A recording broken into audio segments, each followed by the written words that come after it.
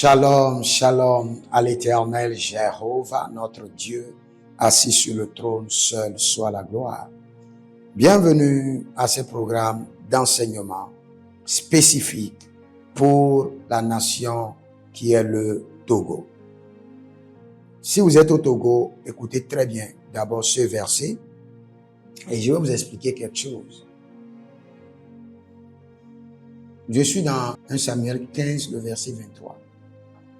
Et quand nous lisons dans plusieurs versions, ce qui attire notre attention, c'est quoi? Il dit, le péché de la rébellion est comme de la sorcellerie. L'insubordination est comme de l'idolâtrie. Je lis ça encore. La rébellion, c'est comme la sorcellerie. L'entêtement, c'est comme l'idolâtrie. Donc cela veut dire que si quelqu'un a de l'entêtement, il est en train de pratiquer la sorcellerie. Il est conscient ou il ne l'est pas. L'entêtement, la rébellion contre l'autorité est une pratique indirecte de la sorcellerie. Si vous êtes en ligne, abonnez-vous d'abord et écrivez « Pas de guerre au Togo ». Écrivez cela d'abord. Jamais la guerre au Togo. Écrivez cela et écoutez-moi très bien. Et essayez de transmettre le message à plusieurs personnes. Surtout si vous êtes au Togo. Écrivez jamais de guerre au Togo. Point de guerre au Togo. Écrivez cela. Et levez votre main droite et déclarez point de guerre au Togo. Jamais de guerre au Togo. Maintenant, je reviens à ce verset et je ne vais pas seulement vous parler de la Bible, je vais vous parler aussi de la rébellion dans la politique, la rébellion dans les affaires, la rébellion dans d'autres domaines. Mais nous commençons d'abord par la Bible. Et la Bible est claire. Dans 1 Samuel 15, 23, la Bible nous dit que toute personne qui pratique la rébellion, l'entêtement, l'insubordination est en train de pratiquer de la sorcellerie. Maintenant, j'aimerais vous dire, si vous êtes au Togo, ne pratiquez pas de la sorcellerie contre votre gouvernement, car votre vie en dépend. Votre vie en dépend. Vous savez, le Seigneur nous a demandé de prier pour notre nation et de prier pour les autorités. Et quand vous descendez dans Hébreu, dans Colossiens, la Bible déclare que ces autorités sont placées par Dieu. Je répète encore. Vous l'aimez pas. Au Togo, les autorités que vous avez sont placées par Dieu. Votre responsabilité est de prier d'abord pour la nation et de prier pour les autorités. Si vous ne priez pas pour la nation, vous ne priez pas pour les autorités et vous bavardez, vous êtes dans la rébellion, vous êtes dans la sorcellerie. Si vous ne priez pas pour le président, vous ne priez pas pour le gouvernement, vous ne priez pas pour la nation et vous résistez, vous appelez à la manifestation, vous êtes en train de pratiquer de la sorcellerie. C'est ce que la Bible dit. Inconsciemment ou consciemment. Si vous ne priez pas pour que le président puisse trouver la grâce, la sagesse qu'il faut, l'innovation qu'il faut, les partenaires qu'il faut. Il faut savoir quel projet privilégier, quel projet prioriser pour que la nation puisse être en forme. Si vous ne le faites pas et vous bavardez, vous mobilisez les gens pour vous soulever contre le gouvernement. Vous organisez les choses en ligne, vous mobilisez des partenaires pour déclencher la guerre ou pour déclencher l'insurrection. Vous êtes en train de pratiquer de la sorcellerie. Pure, de la sorcellerie pure. Pourquoi? Parce que dans cette sorcellerie, des gens vont mourir.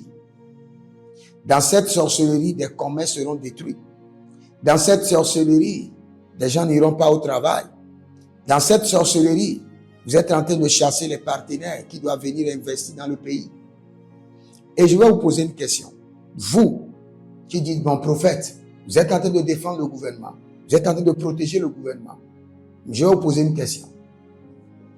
Est-ce que vous arrivez même à gérer votre propre famille? Est-ce que si on vous donne 10, 15 personnes, vous pouvez les gérer sans qu'il n'y ait pas de murmure, sans qu'il n'y ait pas de rébellion, d'entêtement? Est-ce que vous pouvez le faire? Je parle de votre famille. 5 personnes ou 10 personnes au plus. Si on vous donne une entreprise de 40 à 50 personnes, est-ce que vous pouvez gérer convenablement pour qu'il n'y ait pas de problème, pour qu'il n'y ait pas de murmure? Non, soyez sincères avec vous-même. Maintenant, si on vous donne un arrondissement, on vous donne par exemple Golf 1, Golf 2, est-ce que vous pouvez gérer sans qu'il n'y ait pas de mécontentement? Si vous êtes sincère avec vous-même, vous allez dire non. L'entêtement, les mécontentements sont naturels, mais parfois sont excessifs et sont infondés. Maintenant, je reviens. Le Seigneur, l'Éternel, nous demande de prier pour la nation, de prier pour les autorités. Mais le Seigneur nous demande à aucun lieu, dans aucun livre, de nous rebeller contre les autorités. De développer une animosité, l'entêtement, une révolution démoniaque. Non, ne faites pas ça au Togo. Plusieurs prophètes sont en train de prophétiser que la guerre va venir au Togo. Il n'y aura pas la guerre au Togo. Mais vous devez faire très attention. Dès que quelqu'un veut vous amener à pratiquer la sorcellerie, dites non, je refuse de pratiquer la sorcellerie. Demandez à la personne, pendant combien d'années as-tu jeûné, prié, intercédé pour la nation togolaise? Si la personne ne peut pas vous dire qu'il a jeûné, prié 10 ans, 15 ans pour la nation, donc il n'a pas le droit de la rébellion. Vous devez d'abord jeûner, prier pour les autorités. Jeûner, prier pour votre nation. Jeûner, prier. Même pour le maire que vous avez dans votre quartier. Allez vérifier sa responsabilité. Allez vérifier les résistances, les confrontations. Et je vais vous dire quelque chose au Togo. Parce que vous pouvez voir le Bénin. Beaucoup de Togolais disent, le Bénin change. Allez demander aux Béninois ce que ça leur coûte. Ça leur coûte une rigueur ferme et militaire. Et cette rigueur, le Togolais n'est pas prêt pour cette rigueur. Cela leur coûte des impôts de surplus. Est-ce que vous qui m'écoutez, vous arrivez à payer votre OTR convenablement sans qu'il y ait de problème? Maintenant, vous voulez le développement. Et vous voulez utiliser la rébellion pour chasser les partenaires. Vous ne voulez pas la rigueur et vous ne voulez pas payer les impôts. Maintenant, comment voulez-vous réellement le changement? Comment voulez-vous que les choses changent? En pratiquant la sorcellerie, en refusant votre responsabilité et en volant l'impôt. Parce que lorsque vous mangez l'impôt, vous volez. Celui qui mange sa dîme est un voleur. Celui qui mange son impôt est un bandit. Celui qui mange sa dîme est un voleur. Celui qui ne paie pas son impôt est un bandit. L'impôt de Dieu, c'est la dîme. La dîme du gouvernement, c'est l'impôt. Je répète encore. L'impôt de Dieu, c'est la dîme. La dîme du gouvernement, c'est l'impôt. Donc vous devez être à jour au niveau de Dieu et être à jour au niveau des hommes. Si vous êtes sur des plateformes où tout le temps les gens ne font que critiquer le gouvernement, alors de mettre des projets, des idées, réfléchir. Moi, je suis allé à Lomé, j'ai fait le tour aux alentours de 7h à 9h. Plusieurs boutiques sont encore fermées. 7h à 9h. Ce qui montre que il y a plusieurs entreprises, il leur manque de dynamisme. Il y a certains lieux, le monsieur vient, il ouvre sa boutique, tu viens, tu ne le vois pas. Il y a certains lieux, tu leur donnes de travail, il y a de la lâcheté totale. Maintenant, à votre niveau d'abord, au niveau de votre foyer, au niveau de votre entreprise, au niveau de votre coordination personnelle, vous n'êtes pas organisé. Vous n'avez pas le dynamisme. Vous n'êtes pas capable de travailler dur pour que votre vie rayonne et pour que votre lumière puisse faire rayonner la nation. Et vous voulez maintenant vous révolter et détruire. Vous voulez vous révolter, être sur des plateformes où on critique le gouvernement. Je vous dis, ceux qui critiquent le gouvernement aujourd'hui, qui sont à l'interne ou à l'externe, donnez-leur la position, donnez-leur la grâce de tenir une position dans le gouvernement et venez les auditer 3 ans, 5 ans après. Ce serait une catastrophe. Nous avons vu ça un peu partout. Ceux qui criaient contre le gouvernement, quand ils sont venus, ils ne peuvent pas faire autrement. C'est un système pour lequel nous devons prier. Parfois, malgré que le président, il est président, il y a des forces qui résistent à ses projets, qui résistent à ses plans. Il y a des démons qui sont sur certaines routes, qui ne veulent pas le développement. Il y a des esprits qui sont dans certaines localités, qui ne veulent pas de l'eau, qui ne veulent pas le courant électrique. Ce sont des réalités spirituelles. Si vous voulez, faites un peu le tour dans la Bible. Faites un peu le tour dans la Bible, un peu partout. Vous allez voir que la première personne qui a amené la rébellion, c'est Satan. Satan a amené la rébellion. Vous pouvez voir dans Genèse et après dans Ésaïe 14, dans Ézéchiel 28. Vous allez voir que Satan a amené la rébellion. Et après, regardez la rébellion de la tour de Babel. Vous allez voir tous ceux qui sont toujours impliqués dans la rébellion finissent toujours mal, finissent toujours condamnés. Pourquoi? Parce que Dieu ne soutient jamais nos rébellions. Jamais. Pour Dieu, la rébellion, quel qu'en soit le motif, c'est la pratique pure et simple de la sorcellerie. La pratique pure et simple de la sorcellerie. Regardez par exemple la rébellion de Dathan, Corée, Abiram, dans Nombre 16. Ils se sont révoltés contre l'autorité de Moïse. Alors que ce que Moïse a fait pour que Myriam, Moïse a cherché une femme étrangère. Donc Moïse a mal fait. Pourtant Dieu a laissé Moïse, il a puni Myriam. Cela veut dire que Dieu n'est pas dans la rébellion. Si vous êtes dans une entreprise, vous êtes en train de vous rebeller, vous êtes en train de vous entêter contre votre patron, vous êtes dans une famille, vous êtes en train de vous entêter contre vos parents.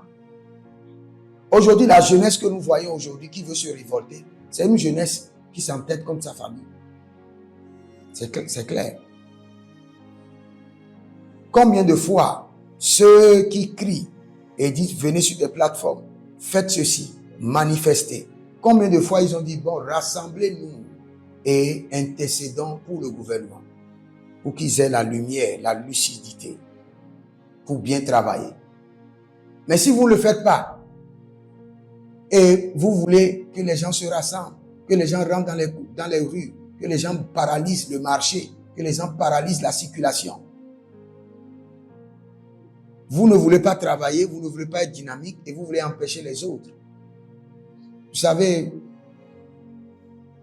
le jour où vous allez entendre qu'on vous dit jeunesse, sortez, faites ceci, ne le faites pas parce que vous êtes en danger.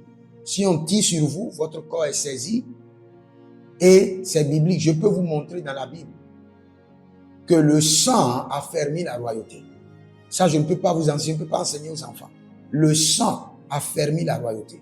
Je suis un conseiller des rois. Et dans le trône, le premier élément qui a fermé le trône, qui a fermé le roi sur le trône, c'est le sang. Et on lui demandera jamais le compte rendu du sang qui est versé pour l'affermissement de son trône. Ah, Malea Tale, Osokoriva, Yedanka Sopre. Que le Seigneur ouvre votre esprit pour que vous puissiez entendre ce que je viens de dire. Ce qui a fermé le trône, le premier aspect de l'affermissement du trône, je dirais même la section, l'exercice et l'affermissement du trône, c'est le sang. Et toute personne qui est sacrifiée pour la section, l'exercice, l'affermissement du trône, il n'y aura pas de prix à payer, il n'y a pas de compte rendu. Allez demander au roi David. Le roi David a sacrifié des milliers de vies pour affermir son trône. Salomon en a sacrifié des milliers. Il a sacrifié son propre père, son propre frère, même père, même mère. Le ciel ne lui a jamais demandé compte rendu. Le seul compte rendu que Dieu a demandé à David, c'est pourquoi as-tu cherché la femme d'Uri et l'as tuée? Parce que tu ne l'as pas tuée pour affermir ton trône, tu l'as tuée pour satisfaire ton désir. Si la jeunesse peut comprendre ça, vous devez faire très attention. Si vous positionnez votre tête dans la royauté et on vous tue, même Dieu ne va pas. Dieu a établi le trône pour que le trône boit le sang. Le trône boit le sang. Jésus-Christ est né et il a été appelé le roi des Juifs. Et pour que sa royauté soit épargnée, les enfants, des milliers d'enfants ont été sacrifiés. Le trône boit le sang. Et le premier sang que le trône boit, c'est le sang humain. Deuxième, le sang des bœufs. Le sang de l'éléphant. Je ne peux pas vous citer tout ça. Si vous vous laissez emporter par les batailles du trône, le trône prendra votre sang. Et il n'y aura pas de compte rendu. C'est le Seigneur qui l'a établi. Ce sont les mystères de la vie que personne ne vous dira. Vous allez mourir, partir. Mais quelle est la bonne manière? Prier, intercéder, faire des suggestions. Prier, intercéder, faire des suggestions. Pourquoi ne pas sortir vous dire, Monsieur le Président, dans telle zone, nous implorons votre indulgence. Parce que quand le peuple criait, dit, nous voulons un roi, nous voulons un roi. Dans 1 Samuel, le Seigneur les a dit, est-ce que vous connaissez le droit d'un roi? Est-ce que vous connaissez le droit d'un président? Ils ont dit oui. Et le Seigneur les a cités maintenant les droits. Il dit, le président va prendre vos terres et vous n'aurez rien à dire. Est-ce que vous acceptez? Ils ont dit oui. Le président va prendre vos filles. Est-ce que vous acceptez? Il dit oui. Le président va prendre vos richesses. Est-ce que vous acceptez? Ils disent oui. Frère, c'est parce que vous n'avez pas des leaders qui veulent vous dire la vérité. Mais moi, je vous dis la vérité. Si vous êtes au Togo, vous devez changer de mentalité. Devenez d'abord dynamique vous-même. Ne dites pas que forcément vous devez travailler dans l'administration.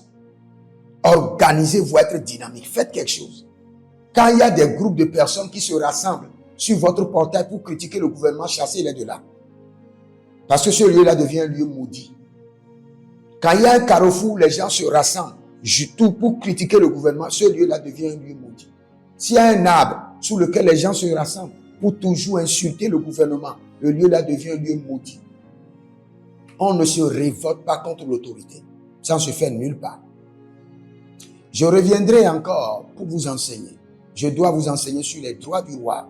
Vous devez comprendre les droits d'un président.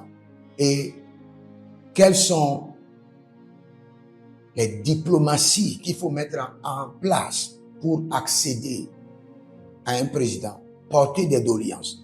Imaginez que vous êtes des jeunes et vous êtes près de 10 000 jeunes et vous montez sur la voie pour crier. Au lieu de vous organiser pour dire, Monsieur le Président, ce que vous avez fait, les cartes gratuitement, les trucs de jugement que vous avez fait gratuitement, nous vous disons merci. Nous sommes contents. Vous avez fait ceci, nous sommes. Maintenant, nous voulons encore ceci, nous voulons encore ceci. Oui, c'est votre droit, mais il faut savoir le réclamer. Si vous réclamez de la mauvaise manière votre droit au tribunal, vous serez condamné.